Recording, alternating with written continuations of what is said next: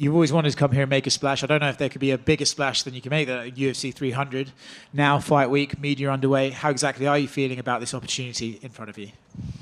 Thank you. Yeah, I feel great. I'm excited. You know, I've always taken big risks in my career, and this is the biggest. And, you know, UFC 300 versus Holly Holm, new weight class, new promotion, legend of the sport. I'm all in. I'm excited. You mentioned the weight class. I feel like probably everywhere you go this week, people are saying, how's your weight? How's your weight? How's your weight? I know. So how is your weight? Do I need to flex on all y'all? No, I'm just kidding.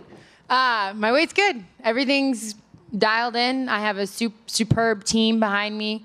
Eric Pena, the UFC PI, has been helping out. My chef and nutritionist, Dara, has been making ridiculously delicious meals. So I've been disciplined. I've been dedicated, and it's going to show.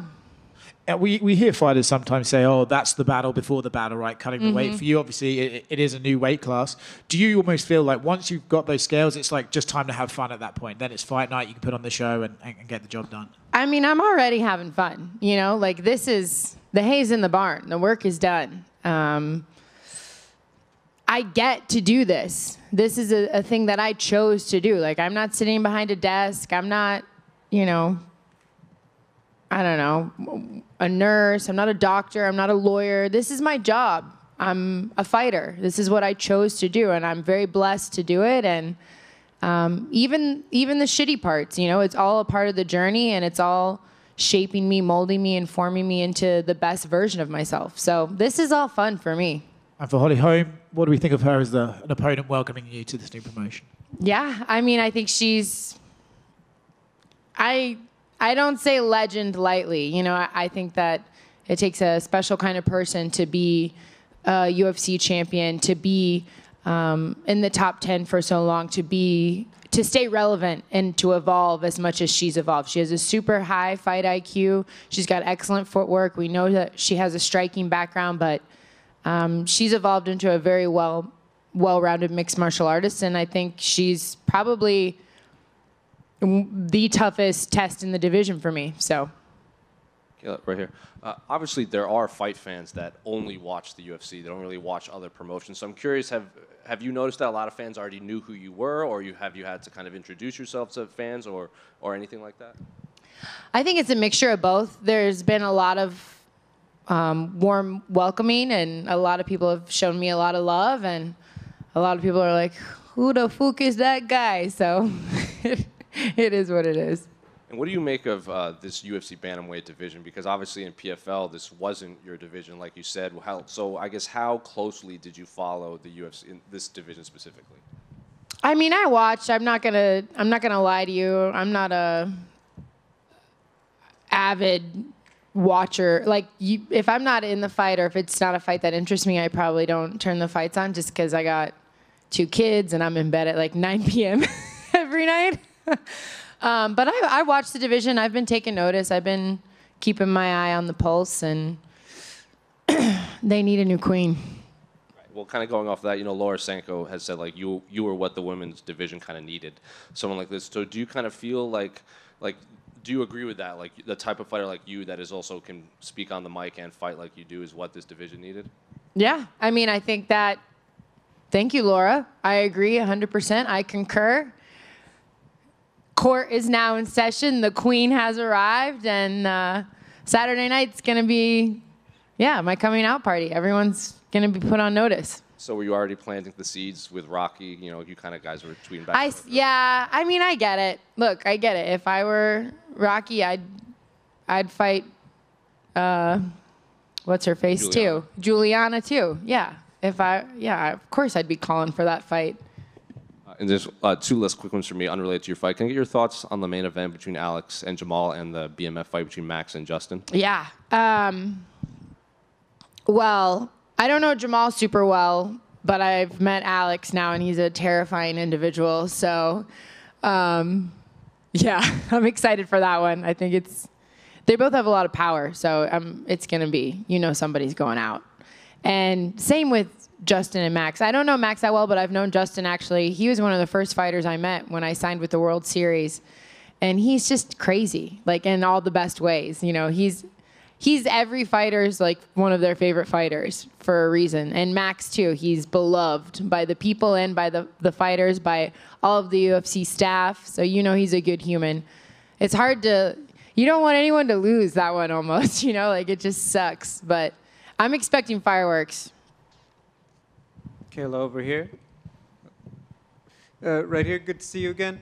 I was wondering, Ronda Rousey came out with the book. You obviously were on the judo team and obviously roommates. She talked about having concussions throughout her career. Were you aware of that or ever given a hint of that back when you guys were competing and around each other? I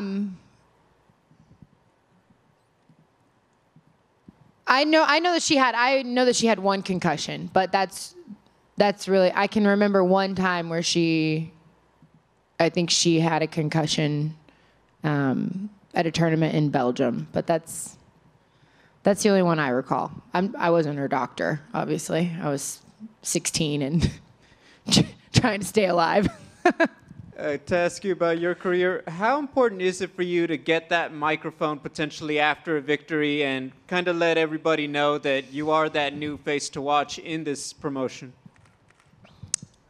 I think it's more important to get my hand raised and to focus on that for sure. But I think you guys all know by now I like to talk a little bit. So, yeah, I mean, I just go with the flow. Like the adrenaline is usually pumping like so much after a fight, it's hard to shut me up. So I'm excited to go talk some shit to Joe Rogan and let him know what's up. It'll be good. Last one. In a dream scenario, does this UFC run culminate in potentially bringing back Amanda for that big title fight? I mean, that would be fantastic. You know, I think that, yeah, I want to fight the best. She's the GOAT for a reason, and I would love for her to come back and get pissed off enough to want to come back. So we'll see what happens. But first things first, Saturday night, Holly Holm. Kayla, down, right, Kayla, down here to your right. You gave a glowing review of Holly Holm there and her legendary status and what she's done in the sport. Are you happy to be thrown in at the deep end against such a icon of the sport so early into your career, UFC career? Yeah, I mean, listen, I'm a veteran now. You know, I'm 17 fights in, and yeah, this is it. I don't want to be given easy fights or like I want to get in and I want to be UFC champion by the end of the year. Thank you. Kayla, over here. Hey. You're constantly being compared to Ronda Rousey, and I'm wondering, is that something that you're proud of or something that kind of annoys you, or maybe a little mix of both? Look, Ronda is a pioneer in this sport. She's the whole reason I'm sitting here today. So I'm not gonna take knocks at her or be insulted by it. I think the hardest part is that I'm my own person, right? Like, I don't know. I'm my own person, so we're just different. But I have a lot of respect for her, and I'm grateful for everything she was able to accomplish in this sport and to help grow it for women and shatter ceilings. And now my job is to stand on top of her shoulders and continue to do that. Hey, Kayla over here. So you are winner of Judo 2015 in Georgia, Tbilisi. And actually, can you talk about your transition, how good it works on you, like from Judo to going in MMA? Yeah, it was a big transition, you know, to go from just being thrown and to getting punched in the face is kind of it's a big change really fast. But to be honest with you, I love it. I loved everything about it. Being an expert at something, but a beginner all over again, and having to figure out a way to make those two come together was why I loved MMA. And I'm still learning every day, still growing, still getting better, still making changes and adapting and growing. So I always say that judo was my first love, but MMA is my real love. And last one, what's your opinion about Georgian judokas? Oh my God, they're beasts. I love the Georgian team. They're awesome. I remember when I won the Grand Prix or World Cup. I can't remember what it was. In Tbilisi. Yes. There was a little boy, Nico maybe. I gave him my trophy. I would want to find out if he's still doing judo, because it was my tradition to always give my flowers and my trophy to a child in the crowd. So I want to know if he's still doing judo. But all the Georgian guys are like Lipertiliani. He's probably my favorite Georgian judoka. Yeah. Thank you so much. Kayla right here. What up, Mike? Not too much. Your manager, Ali, had an interesting quote this week where talking about your Jesus star power. Christ. Yeah, he said you could be Ronda Rousey on steroids. Maybe not the best choice of words. Thanks, Ali. Yeah. The sentiment behind that comment, though, like in terms of your star power, do you kind of agree you can take things to another level here if you do the run you want to? I hope so. I mean, that's the goal. I'm not comparing myself to anyone or anything. I'm my own person. I have my own path. I just try and keep walking it every day, one foot in front of the other. And the goal is not to be, look, of course everyone wants to be a star. The goal is not to be a star. The goal is to be a UFC champion and be so fucking good you can't ignore me. And then to use this platform to change the world how I want to, like there's the steps to it. And really being a star isn't a piece of it. It's something that I guess everyone wants to talk about, but I just want to be so good that you guys have no choice but to call me the queen.